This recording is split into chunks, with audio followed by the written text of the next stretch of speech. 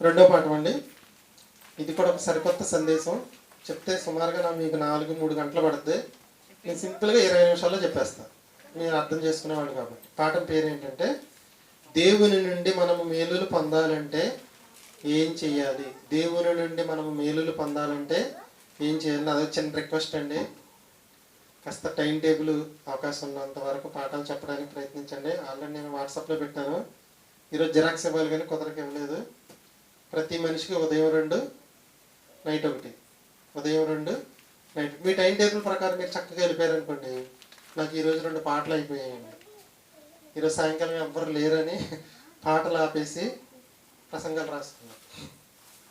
ఓకేనా? కొంచెం మీ time table ప్రకారం 10 నిమిషాలైనా 20 నిమిషాలైనా చెప్పడానికి అలవాటు పడుతూ ఉంటే మీ ఆత్మీయ జీవితం ఎదుగుదల కూడా చాలా బాగుంటుంది. దేవుడు కూడా మిమ్మల్ని ఆశీర్వదిస్తాడు.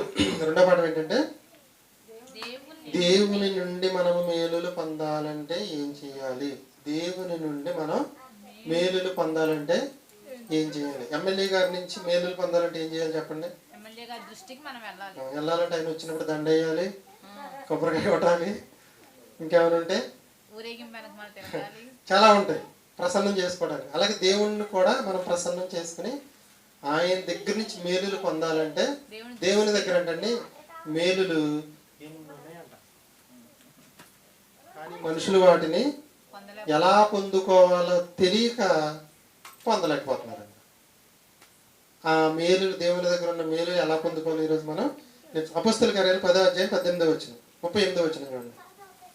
అపోస్తల కార్యాలు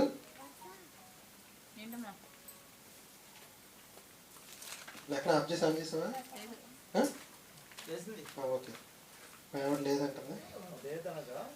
అపోస్తల కార్యాలు 10వ అధ్యాయం 38వ వచనం. అపోస్తల కార్యాలు 10వ అధ్యాయం 38వ వచనం నేను చేస్తాను. అపోస్తల కార్యాలు 10వ అధ్యాయం 38వ వచనం అండి. దేవుడు ఆయన సగం నుంచి ఉండొచ్చు. దేవుడు ఆయనకు తోడై ఉండెను గనుక ఆయన మేలు చేయుచు అపవాది చేత పీడింపబడిన వారందరినీ స్వస్థపరచుచు సంచరించుచుండెను. ఎవరైనా? యేసుక్రీస్తు ప్రభువు వారు ఏం చేశాడు? దేవుడు ఆయనకు తోడై ఉండెను గనుక ఆయన మేలులు చేయుచు. యేసుక్రీస్తు మేలులన్నీ ఎలా చేయగలిగాడంటే, ఎన్ని మేలు చేశాడంటే, ఆ మేలులను రాయాలంటే భూమి సరిపోదంట. గ్రంథాలన్నింటికి భూమి సరిపోదంట. అన్ని చేయడం అనేది జరిగింది. ద్వితీయోపదేశకాండం 30వ అధ్యాయం 15వ వచనం చూడండి. ద్వితీయోపదేశకాండం 30వ అధ్యాయం 15వ వచనం. ద్వితీయోపదేశకాండం 30వ అధ్యాయం 15వ వచనం.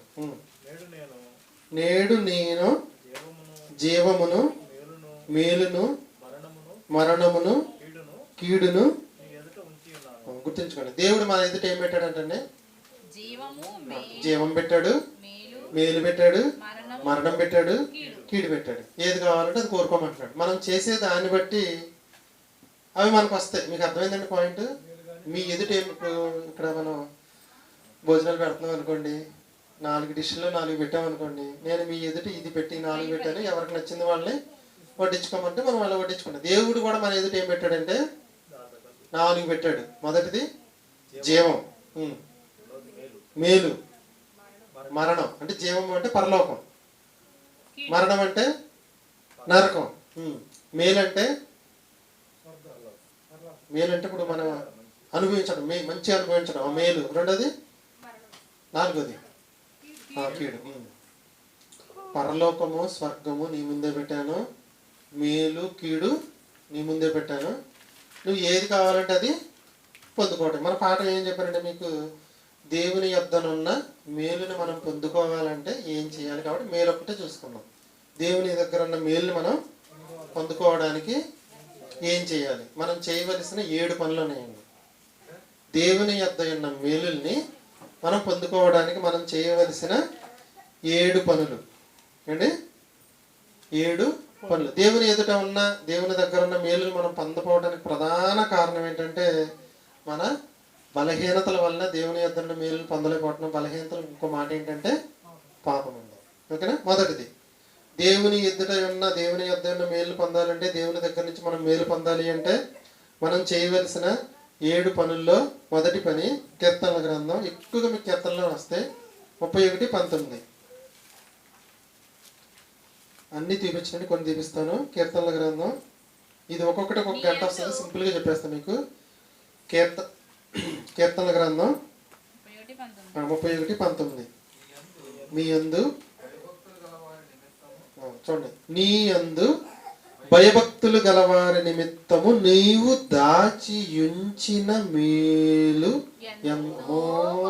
దాచించాడు అంటే ఏం దాచించాడు? మనం ఇంట్లో వంటలు చేసుకుంటే కొన్ని దాచుకుంటాం. ఎందుకని? పిల్లడు లేడని, లేదా పిల్లలు లేదన్నప్పుడు ఏం చేస్తాం? సాయంకాలం వస్తారంటే తల్లి అయితే ముందే దాచుంచింది, తండ్రి అయితే దాచుంచమని చెప్తాడు. తప్పది. దేవుడు కూడా మన కోసం ఏం దాచాడంట? మేలు దాచిపెట్టాడంట. కానీ ఎవ్వరూ తీసుకోవట్లేదంట. ఓకేనా? దేవుడు మళ్ళీ చదవండి, నీ యందు భయభక్తులు గలవారి నిమిత్తం నీవు దాచి ఉంచిన మేలు ఎంతో గొప్పది. ఇప్పుడు దేవుని దగ్గర ఉన్న మేలుని మనం పొందుకోవాలంటే ఏం చేయాలి? ఎవరి ఏడల భయభక్తులు కలిగి ఉండాలి? మనం దేవుని యందు భయభక్తులు కలిగి ఉండాలి. సిలువలో దొంగలిద్దరిలో ఒక ఆయన భయము భక్తి చూపించాడు, మేలుని పొందేశాడు అంతే. రెండో ఆయన భయము భక్తి చూపించలా. ఈ మొదటి వాడు ఏమన్నాడంటే, మనకైతే ఇది న్యాయమే కానీ నువ్వు దేవునికి భయపడవా అని అడిగాడు. కాబట్టి భయము భక్తి మనం దేవుని ఎడల ఉంటే మనకి ఏమొస్తుందండి? మనకి మేలు అనేది వస్తుంది. దేవుని భయం ఉంటే మనం ఏం చేయం? పాపం చేయం. దేవుని భయము భక్తి ఉంటే మనం పాపం చేయం. మనం దేవుని భయంతోనే జీవిస్తున్నామా, దేవుని భయం లేకుండా జీవిస్తున్నామా, దేవుని భక్తితోనే జీవిస్తున్నామా, భక్తి లేకుండా జీవిస్తున్నాం అనేది ఎవరికి వాళ్ళు మనకు మనమే చూసుకోవాలి. ద్వితీయోపదేశకాండం 5:29 ద్వితీయోపదేశకాండం 5:29 ద్వితీయోపదేశకాండం 5:29 వారికి వారి సంతానమునకును నిత్యమును క్షేమము కలిగినట్లు వారు భయము భక్తి కలిగి ఉంటే ఉపయోగం ఏమని చెప్పారండి? నిత్యము క్షేమం అంట. అంటే ఎల్లప్పుడూ మనం క్షేమంగా ఉండాలి అంటే ఈ రోజు నుంచి ఏం చేయాలి? మనం దేవుని యందు భయము భక్తి కలిగి జీవిస్తే నిత్యము క్షేమము. తర్వాత నా ఆజ్ఞలన్నింటినీ అనుసరించుచు అనుసరించు మనస్సు వారికి ఉండిన మేలు. దేవుని యందు భయభక్తులు కలిగి ఉండాలని మనసు ఉండాలంటే ముందు మనకి మనసు ఉంటే ఆటోమేటిక్గా మార్గం అనేది ఏర్పడుతుంది. అసలు మనసే లేదనుకోండి, ఈ మార్గం ఎలాగో ఉండదు. కాబట్టి మీకు అర్థమైందండి? దేవుని యందు భయభక్తులు గలవారు కోసం దేవుడు మేలులను దాచి ఉంచాడు. అవి మనం పొందుకోవాలి అంటే దేవుని యందు భయము భక్తి కలిగి ఉండాలి. ముందు భయము భక్తి కలిగి ఉండాలంటే దానికన్నా ముందే ఉండాలంటే భయము భక్తి కలిగి ఉండాలనే మనస్సు మనకు ఉండాలి. ఆ మనస్సు మనకుంటే మనం నిత్యము క్షేమంగా ఉంటామండి. అర్థమైంది? మొదటిది ఏంటంటే, మొదటిది దేవుని యొద్ద నుండి మనం మేలులు పొందుకోవాలి అంటే మొదట దేవుని యందు భయభక్తులు కలిగి జీవించాలనే మనసు ఉండాలి. కొందరికండి భయం ఉంటుంది, కొందరికి భక్తి ఉంటుంది. కొందరికి భయం ఉంటుంది, కొందరికి భక్తి ఉంటుంది. భక్తి ఉంటే భయం ఉండదు, భయం ఉంటే భక్తి ఉండదు. కానీ మనకి ఏముండాలంటే భయము భక్తి రెండు ఉండాలి. భయము భక్తికి చిన్న ఉదాహరణ చెప్తా, ఆల్రెడీ చాలాసార్లు చెప్పింది. ఇప్పుడు ప్రార్థన ఎన్నింటికి? నేను మిమ్మల్ని ఏదో ఎబెట్ చేయాలని కాదండి. ప్రార్థన ఎన్నింటికంటే 6ంటికి అనుకుందాం, కొన్ని 8ంటికి అనుకుందాం అండి. పాతకు 8ంటికి రావడం భక్తి, వచ్చామంటే భక్తి. 10ంటికి రావడం కూడా భక్తే. వెళ్ళే ముందు వచ్చామా లేదా బైబిల్ పట్టుకుని రావటం భక్తి. టైంకి రావడం అనేది భయముతో కూడిన భక్తి. ఉదాహరణకి మనకి కీర్తనల ఎగ్జామ్ ఉంది ఇప్పుడు జూన్ 6న. 6 నెలల టైము, 5 నెలలు, సరే 5 నెలలు, ఓకే. జూన్ 1వ తారీఖు వరకు అసలు మన కీర్తన గ్రంథం తీయలేదు అనుకోండి, మనకు భక్తి ఉంది, చక్కగా చర్చ వస్తున్నాం, అన్నీ చేస్తున్నాం. అప్పటికప్పుడు చదివి, లేదంటే ఎవరో ఒకళ్ళు రాస్తారు చదివేసుకుందాంలే, అలా ఎవరైనా చేశారు అంటే మీరే వాళ్ళని కీర్తనలు చదవకుండా చెడగొట్టారని అర్థం. కీర్తనలు ఎవరికి వాళ్ళు చదువుకోండి. కొన్ని ఏదైనా క్వశ్చన్లు ఆన్సర్లు తెలియదు, లాస్ట్ నెలలో నేను ఆన్సర్లు చెప్తాను, చదువుకుందరు. కానీ అంటే ఏదైనా కొన్ని క్వశ్చన్లు తెలియదు అంటే 4-5 కొన్ని మీకు ఇబ్బందిగా ఉన్నాయి, ఆ ఇబ్బందిగా నేను చెప్తాను. అర్థమైందా? భయము, భక్తి. మన భక్తి ఎలా ఉండాలి? భయంతో కూడిన భక్తి. ఇప్పుడు భార్యాభర్తల మీద భయంతో కూడిన భక్తి ఉదాహరణ చెప్పండి. శుభ్రంగా మంచి బిర్యానీ వండింది, చికెన్ కర్రీ వండింది, వెళ్ళి టీవీ ముందుకు వచ్చి టీవీ చూస్తుంది, వచ్చాడు. భక్తి ఉందా లేదా? ఉంది. వంట చేసిందంటే భక్తి ఉంది. భయం ఉంటే ఆయన రాగానే వడ్డిస్తా, తిను అని అంది. వండాను, వండటమే ఎక్కువ, వెళ్ళి తిను అంది. భక్తి ఉందా? కానీ ఏమి లేదు. దేవుని ఎడల మనకి భయంతో కూడిన భక్తి ఉంటే ఆయన దగ్గర దాచబడిన మేలులన్నీ మనకు వస్తాయి అంటండి. నిత్యము క్షేమంగా ఉంటాం. ఓకే, సింపుల్గా అయిపోయింది. 2వ దాంట్లోకి వెళ్ళిపోతాం. పేతురు పత్రిక 2వ పేతురు పత్రిక 1వ అధ్యాయం 19వ వచనం. పేతురు గారు రాసిన 2వ పత్రిక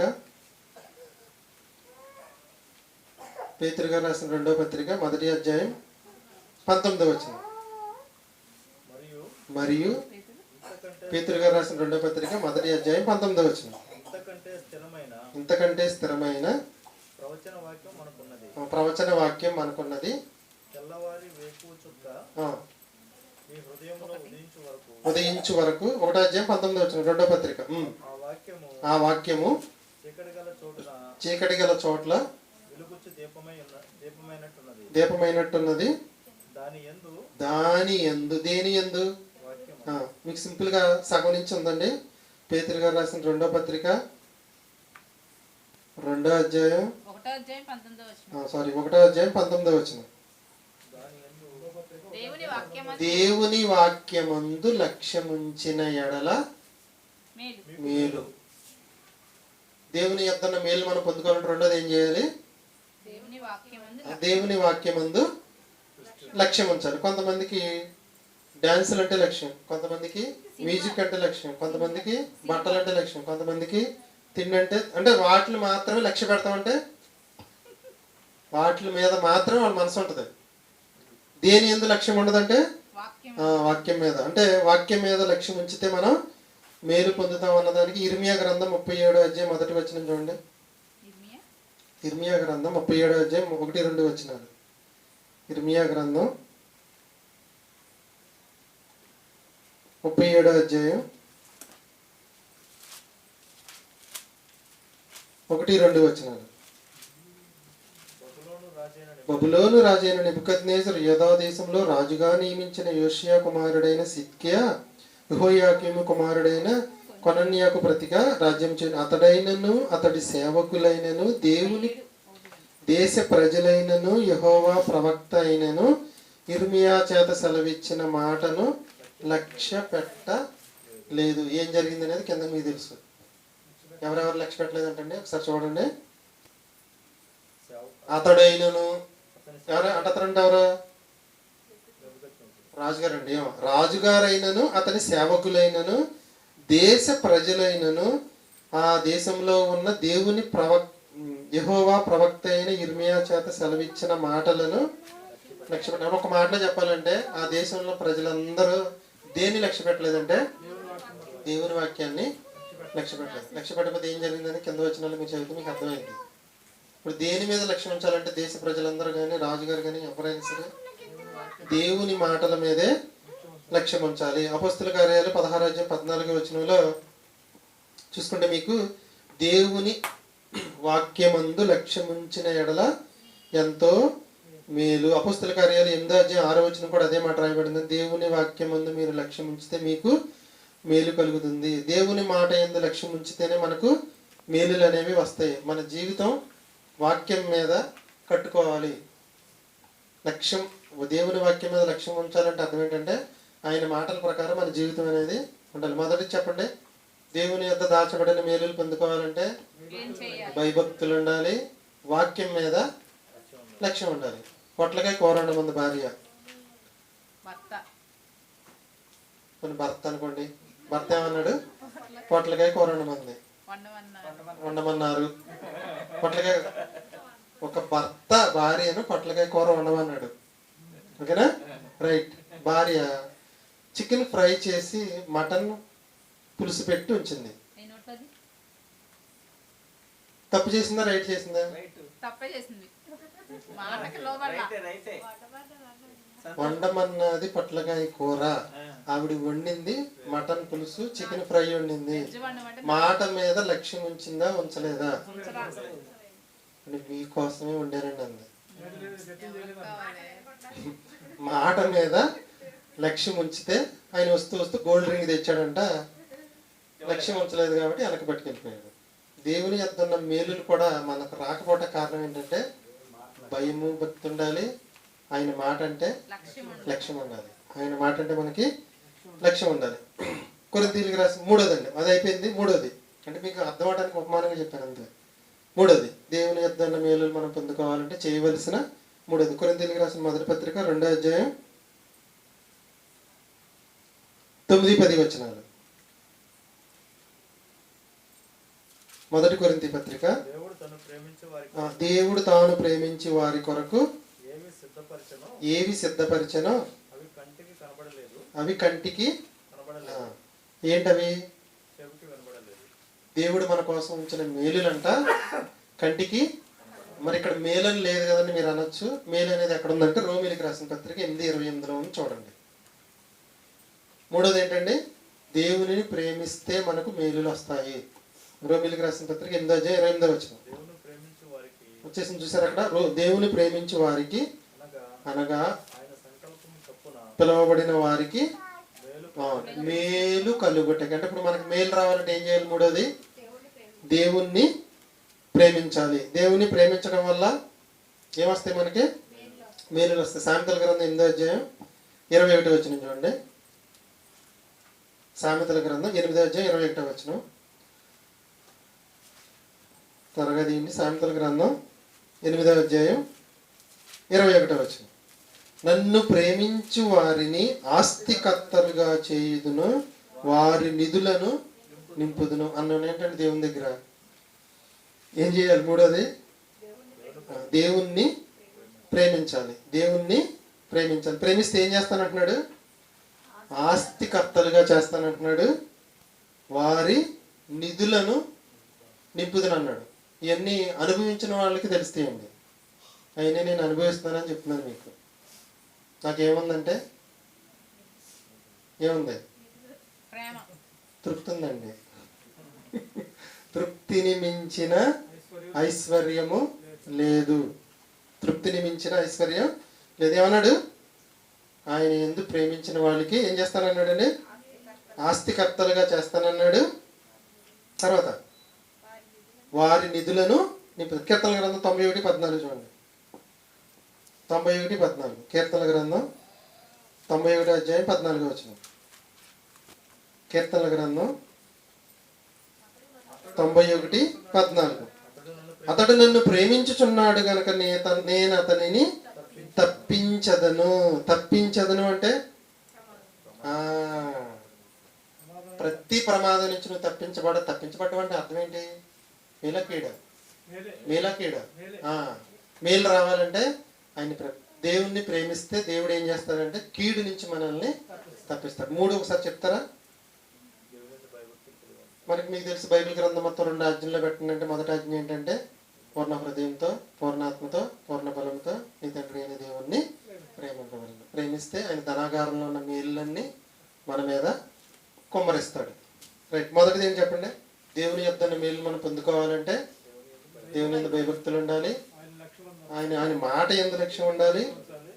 4వది, 3వది దేవుణ్ణి ప్రేమించాలి. 4వది చూడండి. కీర్తనల గ్రంథం 84:11.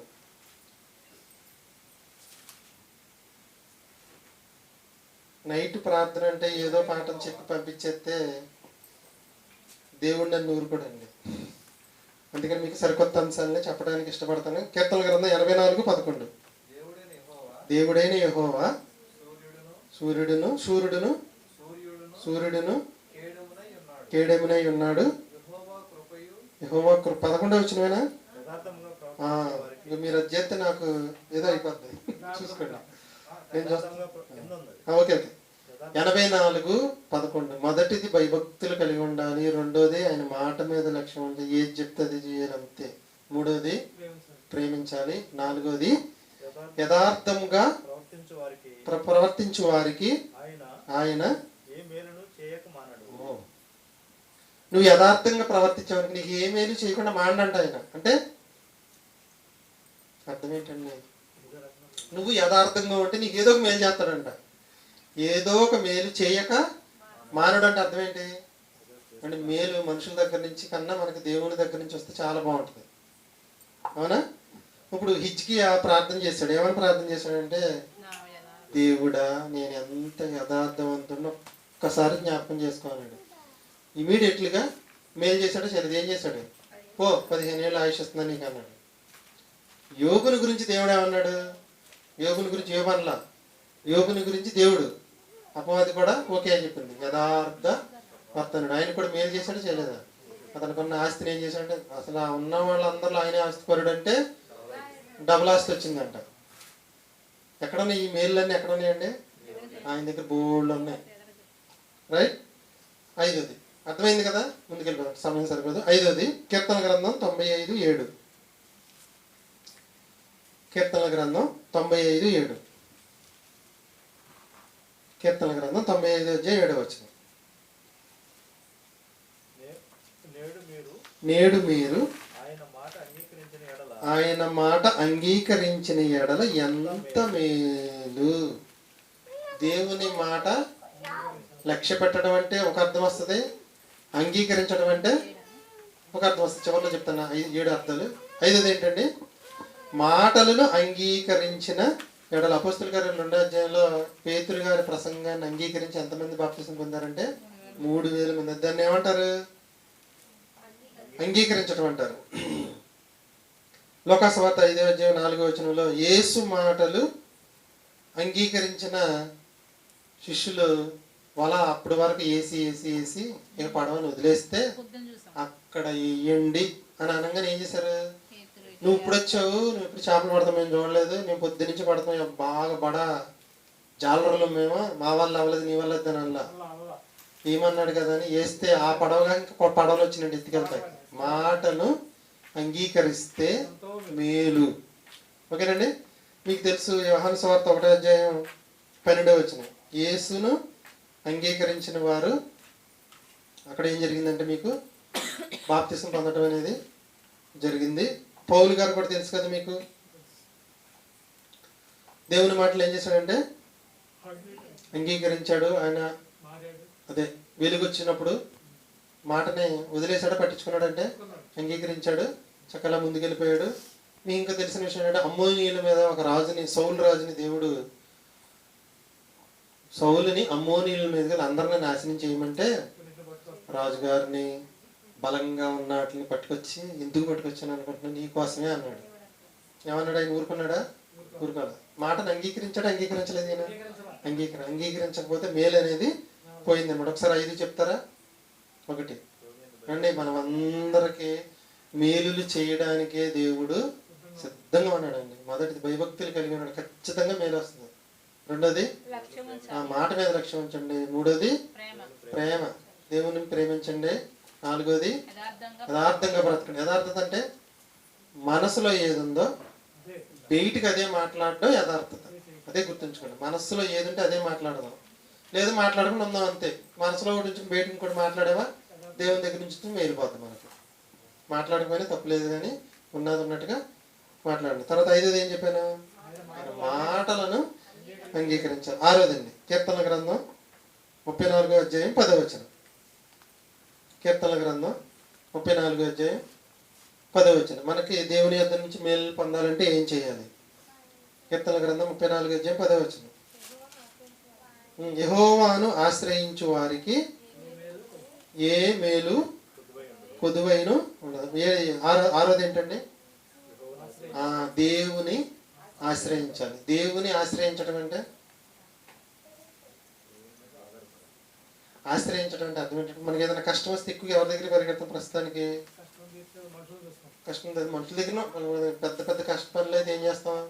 చిన్న చిన్న వాటి దగ్గర ప్రెసిడెంట్ దగ్గరికి వెళ్తాం. తర్వాత పెద్దది అయితే అంటే దాన్ని వెళ్ళడాన్ని ఏమంటారంటే ఆశ్రయించడం. రోగం వస్తే డాక్టర్ని ఆశ్రయిస్తాం. అలాగే ఏదన్నా డబ్బు అవసరం అయితే ఇంకొకళ్ళు ఎవరైనా ఆశ్రయించడం అంటే వాళ్ళ మీద ఆధారపడడం అని అర్థం. ఇప్పుడు దేవుణ్ణి ఆశ్రయిస్తే చెప్పండి, ఏ మేలు ఏ కొదువ ఉండదంట. దేవుడు అనుకుంటాడంట, భూమి మీద ఎంతమంది మనుషులను ఈయన నన్నే ఆశ్రయిస్తున్నాడు కాబట్టి ఈయనకి ఏదో ఒకటి చేయదని అనుకుంటాడు. 2వ దినవృత్తాంతాల గ్రంథం 26:5 ఉజ్జియా జకరియా దినముల్లో కూడా ఇలాగే జరిగితే వాళ్ళందరూ దేవుణ్ణి ఆశ్రయించిన వాళ్ళు మాత్రమే మేలు పొందారు. కీర్తనల గ్రంథం 46:1 చూడండి. అయిపోయిందండి. కీర్తనల గ్రంథం 46:1 46:1 దేవుడు మనకు ఆశ్రయమును దుర్గమునే ఉన్నాడు, ఆపత్కాలములలో ఆయన నమ్ముకొనదగిన సహాయకుడు. దేవుణ్ణి మనం ఎప్పుడు ఆశ్రయించాలంటే ఆపత్కాలములలో దేవుణ్ణి ఆశ్రయించాలి. 91:2 చూడండి. కీర్తనలు 91:2 91:2 అండి. కీర్తనల గ్రంథం 91:2 ఆయనే నాకు ఆశ్రయము, నా కోటయు, నేను నమ్ముకొను నా దేవుడని నేను యెహోవాను గూర్చి చెప్పుచున్నాను. దేవుణ్ణి మనం ఆశ్రయిస్తే మనకు మేలులు వస్తాయి. 7వ ఇర్మియా గ్రంథం 6:16 దేవుని యొద్ద నుంచి మనం మేలు పొందుకోవాలి అంటే చేయవలసిన 7వది ఇర్మియా గ్రంథం 6:16 ఇర్మియా గ్రంథం 6:16 యెహోవా ఇలాగ సెలవిచ్చుచున్నాడు, మార్గముల్లో నిలిచి చూడుడి, పురాతన మార్గములను గూర్చి విచారించుడి. మేలు కలుగు మార్గము అంటే దేవుని మార్గంలో నడిచేవాడికి మేలు కలుగుతుంది. 7వది ఏంటంటే దేవుని మార్గం అంటే సింపుల్ ఉదాహరణ చెప్తా. ధనమును గురించి మనం ఎలా ప్రవర్తించాలనేది దేవుడు ఒక మార్గం చెప్పాడు మనకి. ఎక్కడ చెప్పాడు? పత్రికలో చెప్పాడు. మనం ఈ లోకం నుంచి ఏం తేలేదు, ఈ లోకం నుంచి ఏం పట్టుకెళ్ళిపోలేవు, ధనాపేక్ష లేకుండా ఉన్నాడు. ఒకవేళ మీరు యొక్క లోకం మంది ధనవంతులైతే మీకు మిగిలిన ధనాన్ని ఇతరులకు ఇవ్వండి. ఒక మార్గం అంటే అర్థం ఏంటంటే ఎలా జీవించండి, ధనం విషయంలో ఎలా జీవించండి, విశ్వాసం విషయంలో ఎలా జీవించండి. అర్థమవుతుంది మీకు మార్గం అంటే అది. ధనం గురించిన మార్గం ఉంది. ప్రార్థన గురించి కూడా ఈరోజు మీకు ఒక మార్గం చెప్పే, ప్రార్థన గురించి ఏ మార్గంలో ప్రార్థించాలనేది కూడా చెప్పినది. ప్రతిదీ కూడా దేవుడు మనకి బైబిల్ గ్రంథంలో మార్గాల రూపంలో ఇచ్చేసాడు. అంటే జీవన విధానం అని అర్థం. ఆ జీవన విధానం వాక్య ప్రకారం ఉంటే ఎంతో మేలు. ఓకేనా? మనం దేవుని యొద్ద నుండి మేలు పొందుకోవడం కోసం మనం చేయవలసిన 7 విషయాలు లేదా 7 పనుల్లో మొదటిది ఏంటంటే దేవుని యందు భయభక్తులు కలిగి ఉంటే మనం మేలు పొందుకుంటాం. అంటే గౌరవప్రదమైన భయం ఉండాలండి. దేవుని మీద గౌరవప్రదమైన భయం ఉండాలి. ఆయన పట్ల లోతైన భక్తి ఉండాలి. 2వది దేవుని వాక్యమందు లక్ష్యం ఉంచిన ప్రతి వాళ్ళు దేవుని యొద్దను మేలు పొందుకుంటారు. అంటే కేవలం చదవటం తెలుసుకోవటం కాకుండా జీవితంలో దాన్ని అనుసరించటం. దేవుణ్ణి ప్రేమించేవారు మేలు పొందుదురు. పూర్ణ మనస్సుతో ప్రేమించాలి, పూర్ణ ఆత్మతో, పూర్ణ శక్తితో, పూర్ణ బుద్ధితో దేవుణ్ణి ప్రేమించాలి. 4వది యథార్థంగా ప్రవర్తిస్తే దేవుని యొద్ద మేలు పొందుకుంటాము.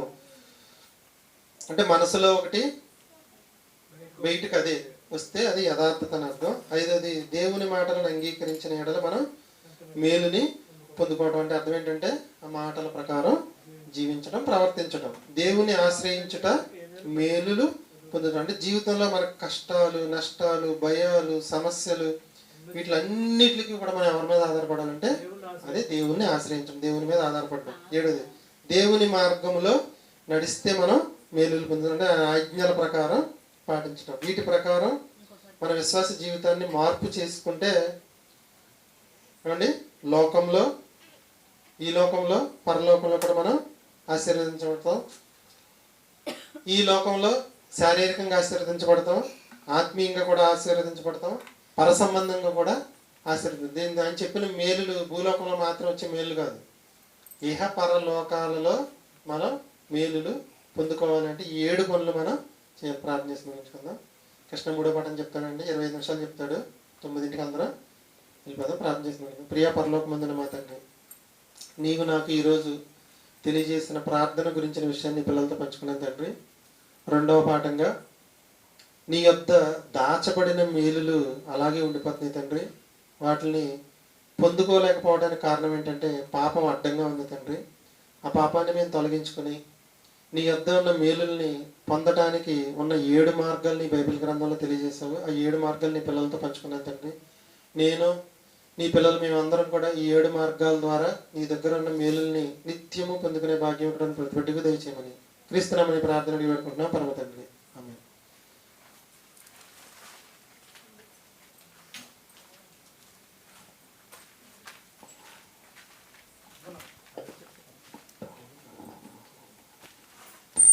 ఏం చేస్తున్నారా?